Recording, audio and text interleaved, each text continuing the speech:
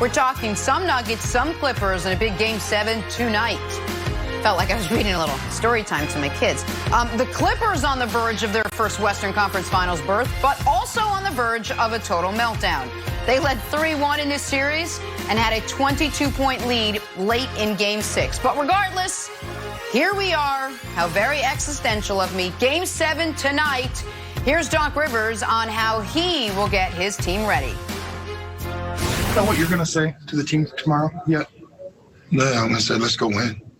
There's no rah-rah speeches are very overrated, Dan. They last about 3 minutes, and you come running out and you're fired up, and then 3 minutes later, you got to focus on playing basketball. So there's no, like, secret speech. You know, that's for, you know, the movies. You know, the real thing is you got to have them prepared.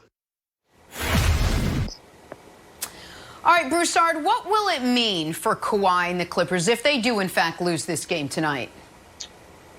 Well, for Kawhi, it would mean that all the talk about him being the best player in the world would cease. I thought that talk was premature anyway, but he's in the running, and I felt like this postseason we would see who indeed is the best player in the world between Kawhi, LeBron, and earlier on you could say throw Giannis in there. But LeBron has established himself still at 35 as the best player in the world.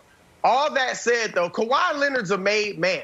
He's got 2 championships. I know he didn't lead the Spurs to the championship, but he certainly led the Raptors to the championship last year. And so he's a made man. This would not hurt his reputation at all. Again, I said earlier, it is rare that a team just gets thrown together right away and wins a championship. LeBron James, Dwayne Wade, and Chris Bosh couldn't be thrown together and win a championship. So what this would show is that, as I said earlier, you cannot cheat the process. Okay, Kawhi hasn't practiced a lot this year. He's low managed. Paul George has missed a lot of the season. The Clippers' attitude overall has been that we can turn it on when we need to. The regular season isn't that important. We got the most talent in the league. We will win. Losing, I don't think they'll lose tonight, but losing either tonight or to the Lakers will actually be good for them, because next season they will come back into the season with a chip on their shoulder. You gotta be kidding me. They'll come in with a chip on their shoulder, and they will take the regular season seriously, work on their chemistry, and then maybe next year they'll win the championship.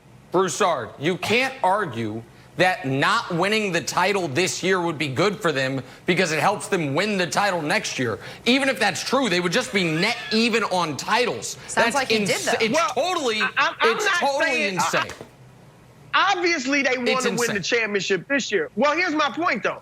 What does LeBron James say about 2011 when he lost to Dallas and melted down? Yes. Ultimately, it was better. It made him better. Okay? That's all I'm saying about it. Of course they want to win it this year. But if they don't, it will make them better for next year. That's all I'm saying. I think you are so wildly underplaying what losing tonight would mean for Kawhi. It's one thing if they get beat by the Lakers in a tough series. I don't think it's an indictment on them. I don't think people are crushing them. That is a totally different thing. But it's not just that, it's hard to come together and win a title in 1 year. It's you would have blown a 3-1 lead to a team full of young guys with 0 championships between them. It is you would have blown a 3-1 lead where in Game 5 you were up 15 in the second half. Where in Game 6 you were up 19 in the second half. And you mentioned Kawhi's a made man. He is, however, the narrative all year, Brandon, has been that Kawhi Leonard has a chance. He and LeBron both have a chance to become first player with 3 Finals MVPs on 3 different teams. If they lose tonight, America as a whole, I set your watch to it, will start far more accurately remembering that first Finals MVP. Because all Finals MVPs are not created equal. And when they tell the story of, he's won Finals MVP with 2 times with 2 different teams, it kind of glosses over that year with the Spurs. He was a 12-point-a-game player. And that Finals, Games 1 and 2, he had 9 points and 9 points. So this narrative that should have never started, is he the best player in the world? Where is he going to be in the all-time pantheon when he's not in the top 200 in all-time scoring? All of that will cease permanently if you blow a 3-1 lead in the second round to the Nuggets. And for Doc, Brandon, when there's only been 6 blown 3-1 leads in the last 20 years, and he has a chance to have 3 of them himself with prime T-Mac, prime Chris Paul, and now prime Kawhi, tomorrow will be an absolute open season on Doc Rivers if they lose tonight, Brandon. Yeah, I just don't know the answer to this, right? Because rah-rah speeches obviously don't work. You heard Doc say that. You know, they're playing really good defense. You got 3 perimeter defenders that can really guard anybody in the league. And then obviously you got PG-13, who's actually playing decent. You know, he went with 30 plus the last couple games. So I mean, when you look at it, it's like, where do you fix it? So when you really break it down, to me, the conversation is more about the Denver Nuggets. You know, Jokic is playing lights out. Like, I don't know how you stop this shot, this Dirk Nowitzki shot, you know, off balance, on one leg and throw it up, bottom of the net. I just don't know how you stop that. And then you have Murray, which I'm not expecting a lot from. You know, this guy comes in and in the key moments, he's hitting a big shot. But they've really done a great job of stabilizing him. To me, in this game, it's going to come down to Gary Harris. It's going to come down to Michael Porter Jr. really stepping up and playing lights out. If these guys can find the basket, I don't think the Clippers have a chance. And now we're going to go into an offseason. There's going to be a lot of speculation. Do we blow it up? Do they stick together? And in my head, it's just like you just got to chop it up to like we're just outplayed.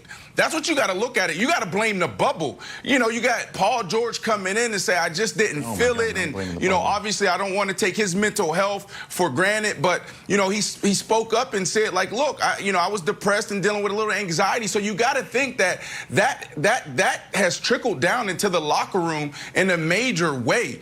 And if I'm Paul George and I'm Kawhi, you just got to have some real conversations this offseason and fix it. Because running to a new team is not going to fix it. Coach Rivers is not going to fix it. You guys have everything you need. There's no excuse. You're in a good organization. You have an owner that will give you anything you want. You have a Hall of Fame head coach, and you have 2 superstar players. What else do you guys need? Right now, you're just being outplayed in the biggest moments. Okay. So I got a few things. There's zero chance, even if they lose, there's zero chance that Doc Rivers is being fired. Like, Steve Ballmer loves Doc Rivers, so there's zero chance that would happen, even if he does, even this is his 3rd 3-1 lead. I want to go back to Broussard for a second. Broussard, you let me down. You really let me down. I've been riding with you this entire time. And Nick, when they were down 3-1, we tried to, Nick, get off the nut. He refused to move off the Nuggets. And now, next thing you know, you come on this show and you're putting more chips on the roulette board. And you said, oh, they're cheating the process. There's load management. It's hard to come together. You took notes. You knew all this stuff. I love it. We were defending it together, buddy. We were Blazer buddies, and now we were Clipper buddies against Nick, teamed up. And